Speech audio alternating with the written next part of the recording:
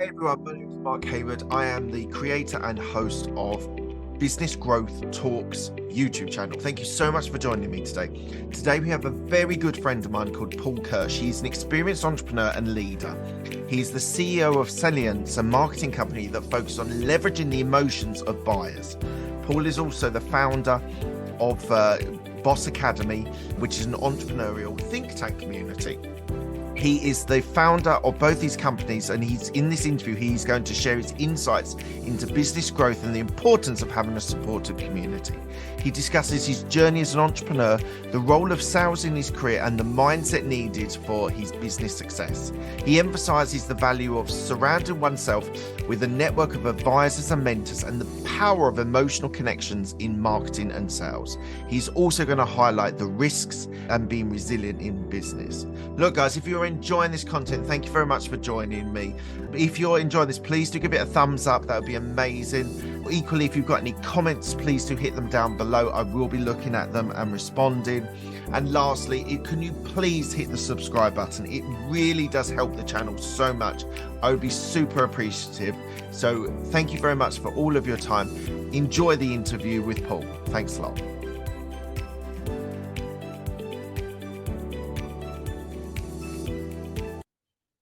Thank you for joining us today. How are you? Oh, Mark, it's a privilege to be here. This is long overdue, so thank you. Absolutely long overdue. Thank you so much for joining me. We're going to talk about your businesses and go through those and really talk about how you've been growing those businesses and the strategies that you're doing to actually make those business grow. So thank you for joining me. Of course. The question which we ask is, what does a business mindset mean to you?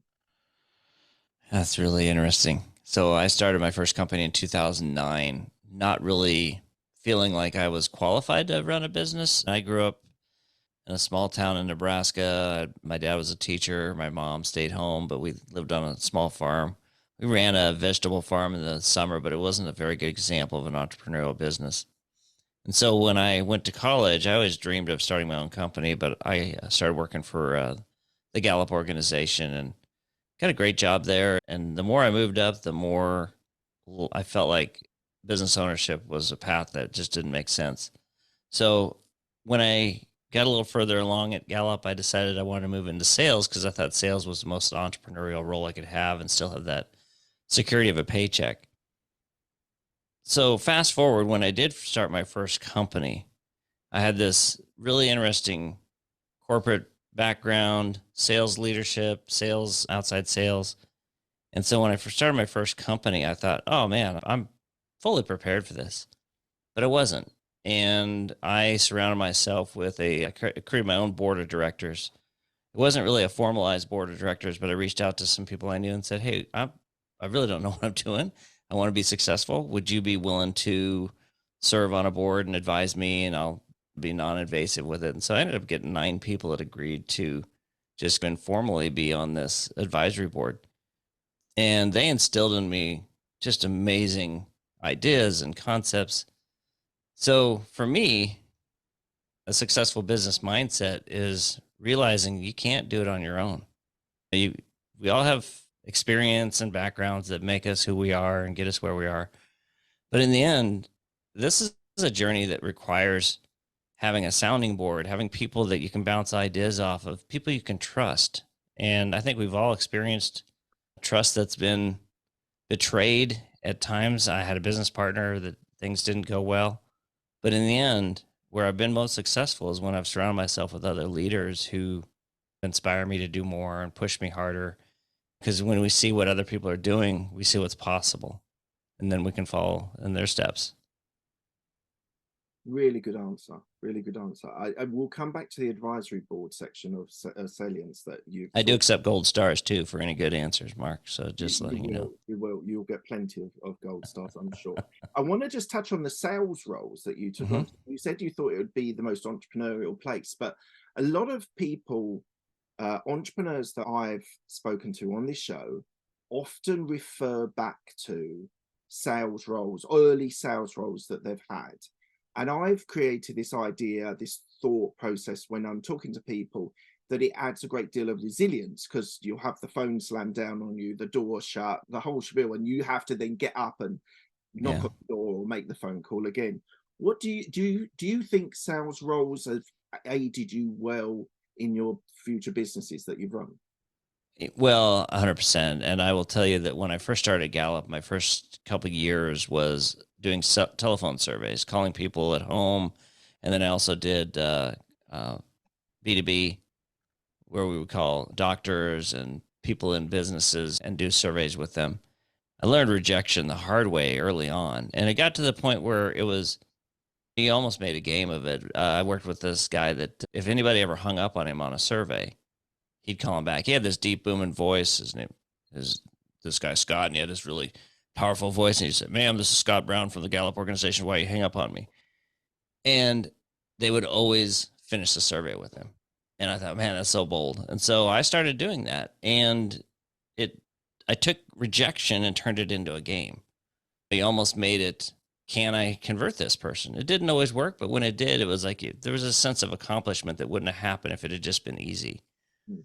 So when I went into sales, I think that really helped lay the groundwork. Now, not all sales roles are the same. Some people get into positions where it's spoon fed leads and maybe they have less of a challenge than others. But I was doing outside sales where rejection was real. But if you went in prepared and I'll- I always think back to a story, and I hope that's okay if I kind of Mhm. divert. But there was a person in Colorado who I wanted to work with, and they called me and they said, "Hey, look, we're meeting with our team, and we'd like to have you come in and present to us because we really want to work with your company." At the time, I was working with a pretty well-known market research company, and so I said, "Sure." So I scheduled a bunch of meetings around that area. So I spent a couple days in Denver, and then I went and met with them, and the guy pulls me into a room, and I was expecting to see 4 or 5 people. There must have been 50 people in this room. And the president of the company was in there. And so I was like, okay, this is definitely not what I was expecting. So I do a presentation about what I thought they needed to hear. I was deaf by PowerPoint probably. But at the end, the everyone looked at the president of the company and he goes, "Oh, this has been great, but I think we're happy with our current supplier." And he started to get up and I said, "Let me ask you a question. You said you're happy with your current supplier. I get that. I think that's wonderful. But you asked me in for a reason. You took an hour out of your time today. Your team spent a lot of time preparing to have me come in. It's a lot of investment of time when you're happy with your current supplier. So clearly you were missing something. You were looking something. What was it that you were missing?" And all of a sudden he opened up and he started telling me where his frustrations were with the current supplier. Turns out they weren't happy. And so it opened the door that would have normally been closed. And I think that's the stuff that rejection, that idea of turning rejection into a game, it prepared me for that moment. And it was a defining moment for my sales career. And before you told the story, I was just going to ask you about overcoming objections and rejections. How do you do that? I think you've just described that brilliantly there. So, but do you think the sales role led you into entrepreneurship? Because you started Sellience in 2009, and I'm just Mhm. wondering, like you've done the sales role, you've been successful. What made you think that the next step was setting up your own business? Well, it's like I said, I'd always wanted to start a company, and it was an idea that never left me. And I was part of a small corporation when I was still working at Gallup that it just never went anywhere. We ended up selling out the company after a year. So that was my first endeavor that I thought was going to turn into something really entrepreneurial, and it just Why didn't. did that fail? Why did that? Bad timing. It was at the tail end of the .com era, and we got in thinking we started a web development company, and it was just bad timing. At the time, there was a lot of those businesses cropping up, and one of our clients ended up buying out the firm from us. So it ended up being okay, but it wasn't an endeavor that really manifested to much. So when I went into my first entrepreneurial role, it's a long story, and I'll try and just tell the short version of it. I was married to my ex-wife at the time, and we were working for the same company. She was running operations, and I was running sales. And at the time, we loved the company we worked with. We were Sunday nights rolled around, we couldn't wait to get in the next day. We'd talk about what we were going to do, and it was exciting. I was traveling a lot. It was a lot of fun. And the owner was talking to us about taking over the company. He offered us equity stake, although he kept saying, well, the lawyer's working on the paperwork. It never manifested. And it's like he kept dragging it out. But we trusted him because my ex-wife was best friends with him. And so when that job was just at its peak and we were having a lot of success, we had a lot of growth. He calls us when we're on a trip one time and he says, hey, good news. I'm selling the company. I said, this isn't good news.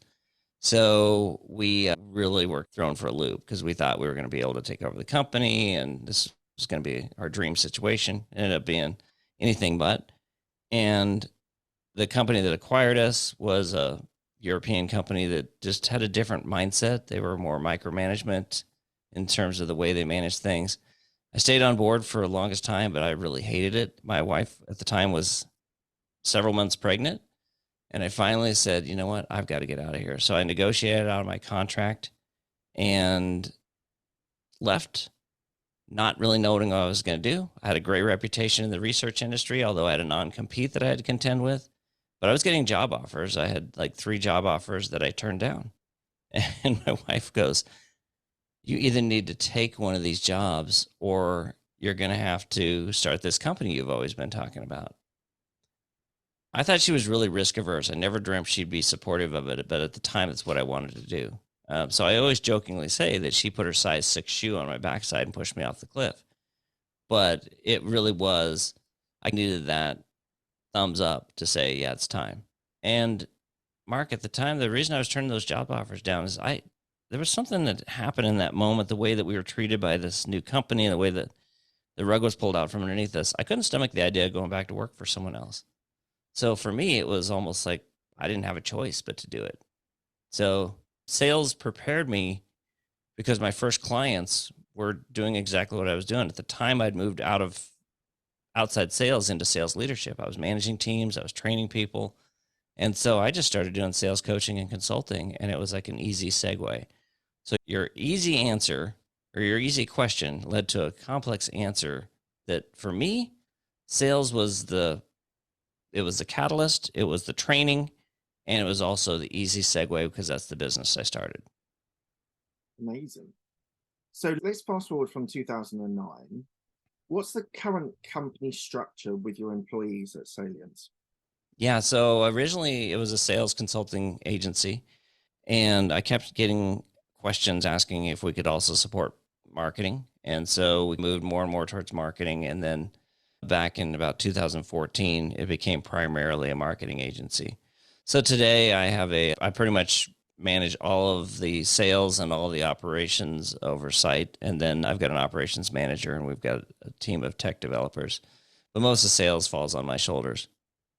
Small team, but on a growth path. You're still doing sales calls and sort of, I am. or Yeah. you're managing a team that's doing the sales calls? No, I do most of the sales outreach. We have a team that's working on some sales outreach, like more lead generation and cold calling type of thing. But almost all the sales activity, once it gets to a certain point, comes on my plate, which is a lot to manage. Which is one of the problems most entrepreneurs have, are you a bottleneck? 100%. But it's I won't say necessary evil, but it's where we are right now. We're not at a place where we can expand and bring on a sales team.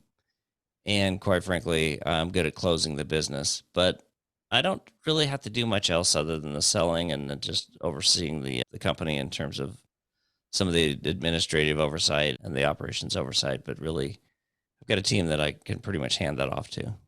I'm just thinking, because my business partner, George McGarren, still does quite a lot of sales calls himself. Just one of the reasons is he loves the process. He loves the enjoyment of the game of sales. Do you think that your conversion rate is higher than a hungry 22-year-old just out of university that wants to do sales? Do you think with your experience and your knowledge and like training sales teams, do you think your conversion rate is substantially higher than maybe a 22-year-old?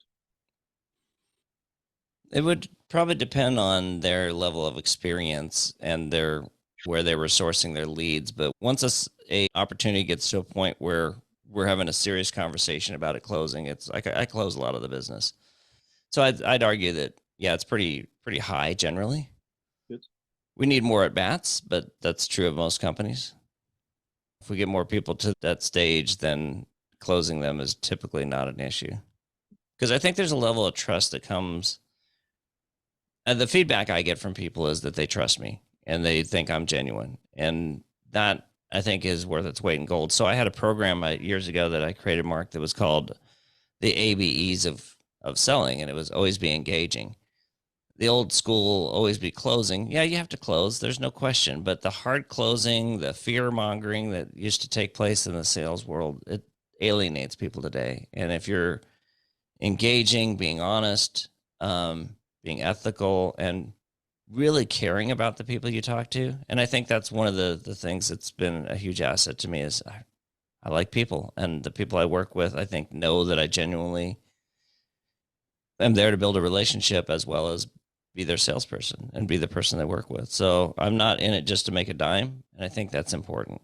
I think from my experience of being part of Boss Academy, I would say one of your strengths is that you genuinely care.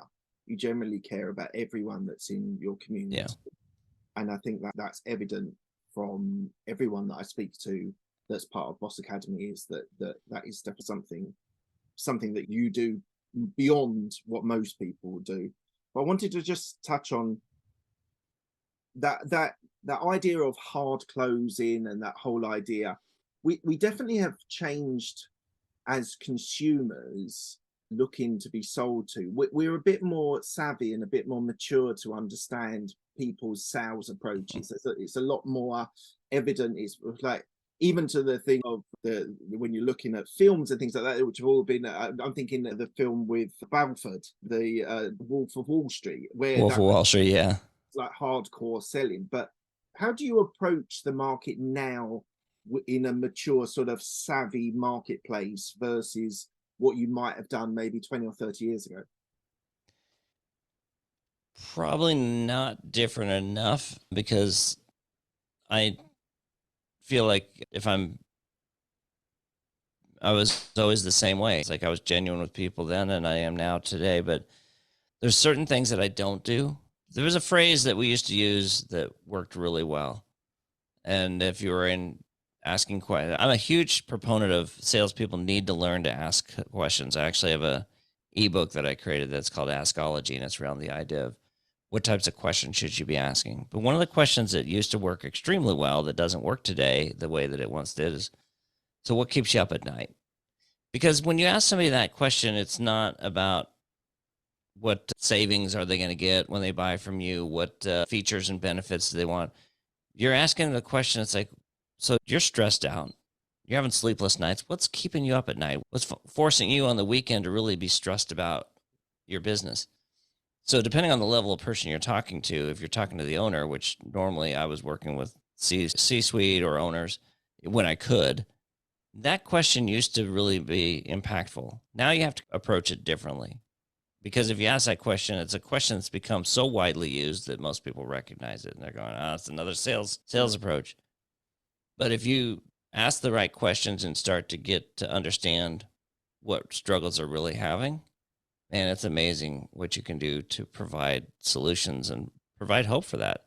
I'm a huge proponent on emotional connections when it comes to marketing and sales. It's like, so how do you connect with people on an emotional level? You start to understand what excites them, what are their worries, what are their stressors. And then if you can get to some of those things, then you can provide solutions. It's not about manipulating, it's about understanding. 100% agree. What's your view on risk tolerance now? That's funny. I'm at a point in my life where I should probably be extremely risk averse, but I do still believe that business requires taking some chances, taking risks, providing new solutions, making the right investments, being willing to go for it. When you've got a situation where you've got an opportunity to close and you don't, those are the ones that are a gut punch. You think about them for days. It's like, oh man, when I had the opportunity, they were asking for it. I've had salespeople that worked for me that have literally talked people out of buying because somebody says, yeah, I really need this. And then they start telling them why it's such a great product. And at that point, the person on the other side starts thinking about, well, maybe I can wait. So it's like, you got to take advantage of those opportunities. So I think being risk averse is a dangerous practice when you're a small business owner. It's important to a point because you need to be conservative with your cash flow and things like that. But you have to be willing to take some risks. I think it's the essence of entrepreneurship, and that's why people who start businesses, they need to have an element of being able to take risks, Yeah, because you're taking the risks on your shoulders, aren't you? Of the business. 100%. Yeah. You're not having the guaranteed salary. You're making successes and sort of sales through you or through your team. And I think it's the essence of entrepreneurship. So I think that's what differentiates people from entrepreneurship to wanting just a more safe salaried role. I'm just thinking of while I've been talking to you, you said right at the start that you always wanted to be an entrepreneur and you always wanted to own your own business. Can we just flip all the way back? Because it's been running around in my head while I've been talking to Yeah. you. Why did you want to start that business? You had a good job in market research in Gallup, and you ended in their sales area. What was that thing that kept on nagging you that you should start your own business? Well, I grew up in a town of 365 people, Mark. We didn't have a lot of opportunity. There weren't really entrepreneurial examples. Anybody that owned a business probably struggled. The people that were successful were ranchers and farmers. But I had an aunt and uncle that I really looked up to that owned a farmer ranch supply business. And prior to that, my uncle owned a jewelry store and some other businesses. He was very successful. And they lived a lifestyle different than we did. I grew up in this small farm and old farmhouse, and we drove an old beat up truck on the farm. And so my aunt and uncle lived this different lifestyle that I really admired. And I loved the way that they talked about business, and it was exciting. So from a very early age, I was very inspired. Every time I was around them, I was like, yeah, I want this. And so I think that just became something that became part of me. And it was something that I always aspired to. And I wish I was wired differently at times, because when I was in the corporate world, I had a lot of success, and I got Innovator of the Year at Gallup and a bunch of different awards and accolades, and I kept rising up, but I never really felt fulfilled. And there was a part of me that felt I was missing out. The grass is always greener. Being an entrepreneur is probably one of the hardest things I've ever done, being a business owner, but it's also one of the most rewarding. And that fulfillment is something that at the time I didn't have. And I wish I would have been just complacent and happy, because it would have been an easier path. But I'm really grateful for the path I went down. Amazing. Thank you. Thank you for telling me about that. So how we met was in your community, your think tank community is how you've described it. It's called Boss Academy. So for the audience, why don't you just tell us a little bit more about what Boss Academy is and Yeah. who you're trying to serve? Well, I hope you don't mind if I tell the origin of that as well. So I had this sales agency that turned into a marketing agency. And so I was gaining a lot of experience from both sides. And we were bringing a lot of sales strategy into the marketing, it shouldn't be in contrast, but it is in contrast. And you look at the definition of marketing in the dictionary, and everything about marketing is sales oriented. But yet there's in organizations, there's this major disconnect between sales and marketing. They should work together, but they sometimes don't. And marketing's doing this and sales isn't doing this. So I had all these different things that were building this level of experience. And so I went to this networking event, and it was hosted by a pretty large web provider that was hosting these summits around the country here in the States. And I thought, it's going to be another sales pitch. I almost didn't go, but I'm glad I went. There was about 70 people in the room, and the speaker was talking, and she was talking about different marketing strategies. And during the Q&A, a couple of people were asking questions, and she talked right over the head of the audience members. Like, she was talking from high level, and most of them were small business owners, mom and pop shops. They didn't really have that level of marketing experience. So I raised my hand and said, I don't have a question, but I said, you answer this gentleman's question over here, but I think he still is a little bit confused. Do you mind if I provide some perspective? And she goes, no, please. I love that. That's what we do. And so I gave him some ideas and talked about some tools I used. And then next thing I know, there's a couple people in the audience asking me questions. And the speaker was like, oh, please, we love this. We love this. And so it was great. So after that event, this woman approached me. I'm without exaggeration, about 70 people in the room, probably half of them either came up and gave me business cards or asked for my business card, which was very flattering. And this woman, she goes, hey, do you have a card on you? I said, absolutely. And she goes, well, I'm so-and-so, the general manager of a radio station over in Dallas. And she goes, I loved what you had to say. And she goes, I'm going to see if you're interested about getting you on a couple of our shows as a guest. I said, I'd love that. And so about a week later, she calls me and she goes, hey, we were looking you up and talking about your experience and how you handled yourself. Would you want your own radio show? And so I had this idea for a show that was called Boss Academy. And I said, will I own the rights? And she said, absolutely. So I went over and met her. They offered me a drive time show on Monday nights. And so I started hosting this show called Boss Academy Radio. And I loved it. It was so much fun. Doing live radio was a blast. But most of my clients were in other markets, New York, California, Florida. And so after a year of doing the radio show, I decided to move to podcasting. They offered to syndicate my show, but it was going to be expensive and it was going to be an undertaking. So I thought podcasting made more sense. So in 2017, after running the show for a couple of years, I ended up on a top 10 list, and it was successful by all rights. At the time, I was going through a pretty tragic divorce, sadly. My ex-wife and it definitely was a challenging situation. I walked out of that marriage feeling pretty broken, and I became a single father overnight. And so I decided I can't keep going with the show. I was doing 3 episodes a week and doing a Friday video recap. It was a lot of work. And I always tell people that one of the lessons I learned from that is I was doing 3 episodes a week, Friday video recap, and then I went to doing 1 episode a week, 1 episode every other week, 1 episode when I felt like it. And I started losing followers like crazy. Mark, it's like they go away very quickly and they don't come back when you go back to that schedule because you've set an expectation for them. And so I just was feeling really stressed and depressed in a lot of ways. And so I decided I'm going to put the show on hold for a while, and then maybe I'll bring it back when I'm in a better mind frame. And then fast forward a couple of years, the pandemic hits in 2020, and I'm like, I just don't want to go back to podcasting, but I really kept being called to bring this Boss Academy brand back. And I'd always wanted to build Boss Academy and do an online community. And I thought, man, when have I really benefited the most? Like I told you earlier, is my board of advisors and then masterminds. And so a lot of these times when I was around other people was when I was most driven and motivated and successful. And so I said, I'm going to create my own. So I started hosting a Friday call with a partner at the time, and he's no longer involved, but we started hosting this Friday call, and 3 people show up, 5 people show up, and then it started to grow. And they kept coming every week. And I'm thinking, is this working? Is this working? And then next thing I know, I'm starting getting this feedback. Oh, we're working together. I'm collaborating with so-and-so. Oh man, gosh, what we talked about last week really changed my business.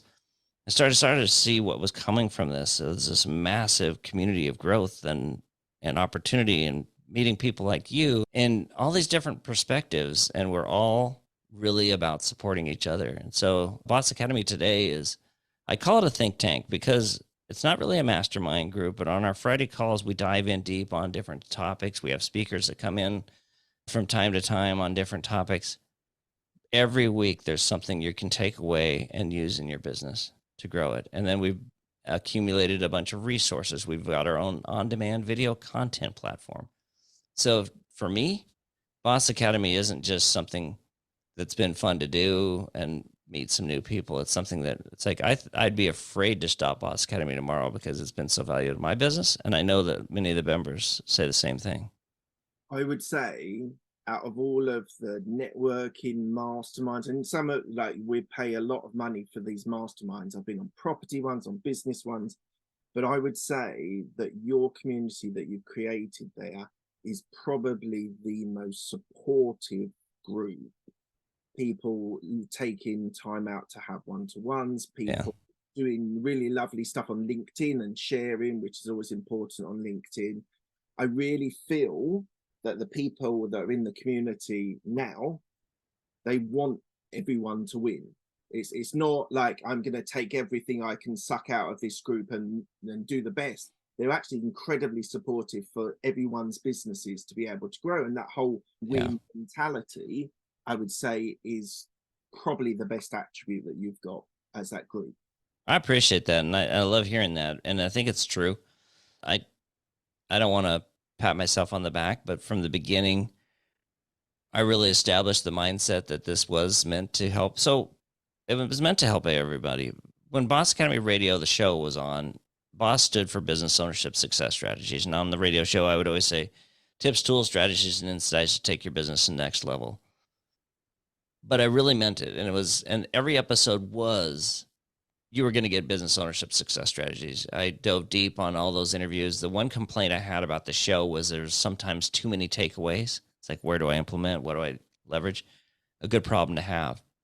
So when I created the community, I want to bring that same mindset forward. And so when I started recruiting people to join, that was a established mindset that I had. And I will tell you, the people that have stayed and that are really active, I think share that mindset. And it becomes a little bit of addictive helping each other, because I know that if I help you, you're going to help me. Yeah. Do you think So, it's scalable? in its current form, it can only scale to a certain point. Membership right now could grow. Maybe I could triple the membership from where it is, and it would be fine. But the dynamic of what makes Boss Academy work is this intimate setting, and it's the people that are collaborating and helping each other. But I do have strategies that are coming forward that are going to help it grow. We're about to launch a marketplace, which will be a super scalable model. And that means that Mark Hayward can not only have his presence on Boss Academy, but he can also promote his business, sell his services through there, and then everybody wins. So yeah, it is scalable, but not in the current form that you're seeing. But where it's going, absolutely. And I still always want to keep that Friday call meant to be a place where it's a smaller group that just is really focused on serving each other. And what about customer retention? So the people that I've seen on your group have all renewed, but I'm assuming some people have dropped off after a year. I would imagine after 1 year, some people do. What's the sort of strategy for you to keep your clients renewing every year? Well, I will tell you that there's not been a single person that's dropped out because they were unhappy. They dropped out because they didn't feel like they could afford to continue paying the subscription because their business had taken a hit. And I started this to really make a difference and help. So I've been able to work with some of those people to provide them a way of staying still involved. That's a win scenario. So there's been very little loss, but there is natural attrition in any networking group, whether they drop out of membership, but they maybe stop coming because they've got client engagements to get in the way.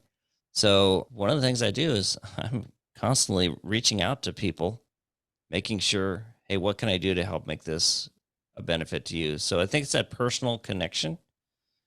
And then I've got people that are part of the community that they're very supportive, and they're doing that same outreach. If they know somebody's struggling, they're reaching out to see how they can help them. Linda Swindling, she's an amazing soul. She's an incredible negotiation expert, but she's taken a couple of people under her wing that were at a point where their business wasn't quite where it was sustainable. They were struggling to really make ends meet. And so she was helping guide them, advise them, and she's made a huge impact in their lives. So I think that's part of it, just that personal connection. And that's what, if it grows too much, that's going to be harder to maintain. So it's important that there's a balance. And I'm not trying to like promote myself, but you reached out to me, was it last week that we had a call and we talked about my business, and you were talking about the marketplace, and we talked about your business. And I genuinely said at the end of that call, look, why don't we have another call in a month? Just spitball ideas about Boss Academy or something like that. So I've Yeah. actually put some time in later on this month because, and I think this is a credit to you. I want Boss Academy and you to be successful. I'm not saying I will have the answers per se to the scenarios or the problems or the pain points that you've got at the moment, but because of what your community has gifted me, I'm looking to help you. And there might be Yeah. just having that sort of sounding point. You said like your board of directors at Sellience and mastermind groups. I really do think that that whole sort of idea of having space with, sometimes you need your business partners, you need your board of advisors here, but sometimes you need someone who's outside of that to give Yeah. a perspective that you don't currently have because you're in the business. I always find that That's when right. I'm doing things, you're in the business and it's sometimes hard to zoom out and see the whole picture. So I think that's a credit to you that I thought I like, let's have another call, and it might add very little value, I don't know, but it might just come up with something that you've not thought about. So I think that is the critical element of the group, which is, and you've described other people doing that for other people in the group, and that's, I think that is really where the difficulty comes when you're talking about scaling, because you talk about scaling, you talk about a marketplace, you talk about Yeah. videos that you can then sell as packages and things like that, but the essence of what that group has been for so many people is, especially through COVID and difficult times like that, space to actually share ideas or share difficulties or pain points or what's keeping them up at night is being the bedrock for a lot of people, and that's why you have the customer retention that you do have. Yeah, and I appreciate that. And look, Mark, I'm talking to you again because I know that whatever you tell me, I'm just going to do the opposite, and I'll be in great shape. I'm teasing, You'll of be course, good after teasing. that. No, I love it. But ultimately, here's the thing: if you and I talk, so I've met people that are afraid to make recommendations or introductions because they don't want it to fall back on them. Oh, if it doesn't go well, it's going to make me look bad. That's such a foolish way of looking at business, in my opinion. I have built a career out of making connections. And even when I was in a sales role, I had a boss that always said, be a resource. And what he meant was not just be resourceful for your clients internally, help them in ways you can. So I went to a sales meeting one time and this guy shows up and I'm excited to meet him. I love the company he was working for. I went to their business and he goes, I'll be honest with you. I'm actually job hunting and I was hoping you could help me. And so I was first put off by it, but he handed me his resume and I looked at his resume and I said, I actually know somebody who might really need you. So I introduced him to somebody. They hired him. That guy's been loyal to me for 15 years. And it's like, well, I guess not been 15, about 10 years. But it's that type of stuff that you just have to be willing to put yourself out there. But ultimately, in my business, I have to make the decision. If I talk to Mark Hayward and you give me advice and you say, hey, I think you should turn your logo purple, and I turn my logo purple, and all of a sudden purple becomes a symbol of hatred or whatever. I made that choice. I have to own that choice. And that's the difference between getting advice from somebody and then expecting you to make the answers. If I come talk to you at the end of this month and you tell me something and I have to implement it because you say so, well, you better be the one writing the checks and be the one responsible for everything. I'm going to take advice from you. I'm going to listen to you, and then I'm going to make the decision ultimately. And I think that's why it's okay to get advice from outside. And that's why it's okay to bounce ideas off of people, because sometimes the decision process is hard. And if you say to me, Paul, I think you're making a mistake if you do that, and I don't heed that warning, you're not going to come back to me a year later and say, I told you so. No. But ultimately, I'm going to say, you know what? I should have listened to Mark when I had the chance. But that's why we ultimately have to own our own path. Quick story before we get into the quick fire questions. A mentor that I worked with when I was in corporate, I worked with him for a number of years, and incredibly successful person in sales and then running his own businesses, hugely successful, great guy to have as a sounding board. But it took me a while because I was a little bit in awe at the start. Shout out to Lou Halpin if he is listening. And I was parrot what he was telling me to do, and it wasn't working. I'm like, why is this not working?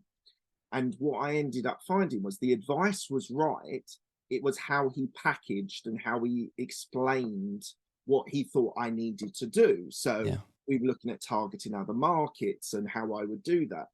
And it was interpreting the message that he was giving me, which was solid, really like A-star, sort of the gold standard messaging, but putting it into the authenticity of my voice that would then make it convincing to the audience, which was the people I was working with and getting approval for going to different markets and stuff. So I think you're absolutely right. As a business owner, as an entrepreneur, you have to take ownership of your own decisions. Even if you take advice from other people, it is critical that you realize that, as you say, you're signing Yeah. you're going out there and doing that sales or doing that strategy. So you have to own it if you're going to take those sorts of pieces of advice. Yeah. And trust your own gut, because if somebody gives you advice, it could be the most amazing advice, but if it doesn't feel right, you're probably not going to execute it right. That doesn't mean it isn't a good path and you can't make it work. But I had this happen a couple of years ago where I had somebody insisting that I go down this path of creating this offering, and I just didn't feel right about it. And you know what? It didn't work. Not because it wasn't a great idea, but because I was not in the frame of mind to make it work. I didn't trust it. Look, we're coming to the end of the interview. I wish I could have another hour to talk to you, Paul, but we are coming to the end of the interview. I ask the same 6 questions for all of my guests. They're quick fire questions. They don't need a quick fire answer. First question is, what's the best decision that you've made? Man, well, I'm going to not talk about business. I'm going to say one of the best decisions I made was, even though I'm divorced, moving to Texas and marrying my ex-wife, because the kids that I have today are just like the greatest blessing in my life.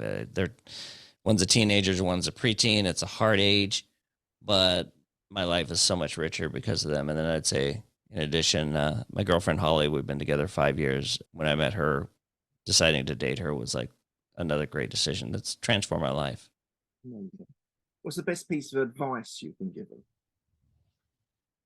Well, I'm going to go back and say, be a resource. Be a resource became like this mantra. I started volunteering at conferences and it got me on board of directors. It allowed me to make connections that I would never have otherwise, because I started being resourceful. I would send advice, or not advice, but news clippings and articles and other things to clients because I thought it would help them. And then I'd find out how much they really, truly appreciate it. Just being resourceful, but also being a resource.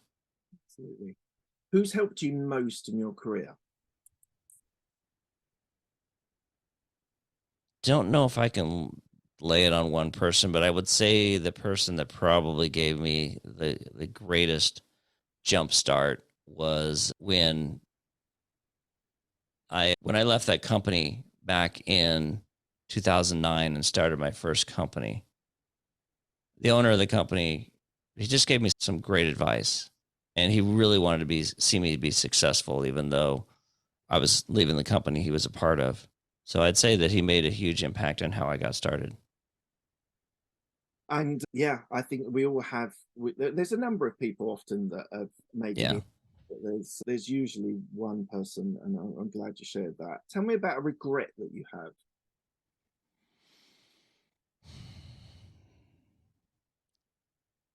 I think we all have things that we probably wish had gone differently, but I try not to live with regrets, Mark. It just doesn't really help anybody. Every regret or every bad decision ended up being a lesson learned. That's got me where I am. I'd say that I'm where I'm supposed to be. Right? Okay. And what are you most proud of? Well, probably my kids. Ultimately, it comes back to your family and loved ones.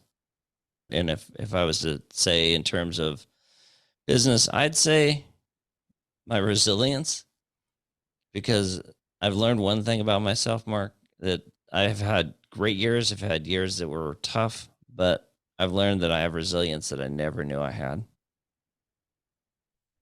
That's so true. That's so true. And I think I think that we've come a full loop, all from your sales training that gives you that resilience. I think also there's a personality wise, from a resilience point of view, you've got to be able to Yeah. go through the tough times to have the good times as well. Last question, what does legacy mean to you?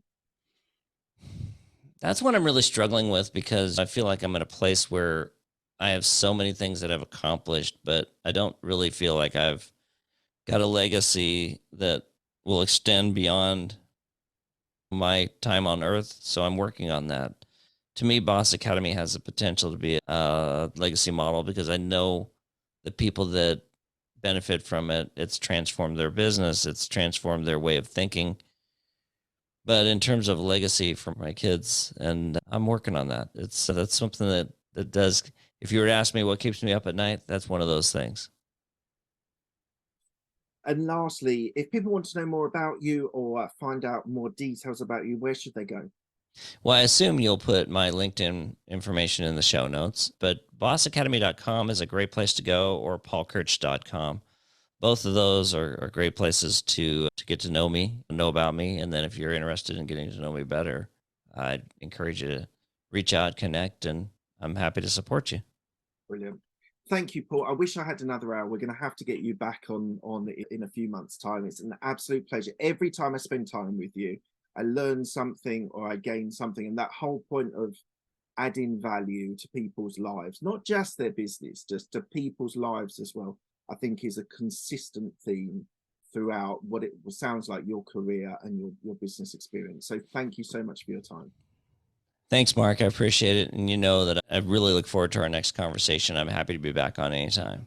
That'd be brilliant. Thanks, Paul. Have a lovely day. Cheers. You too.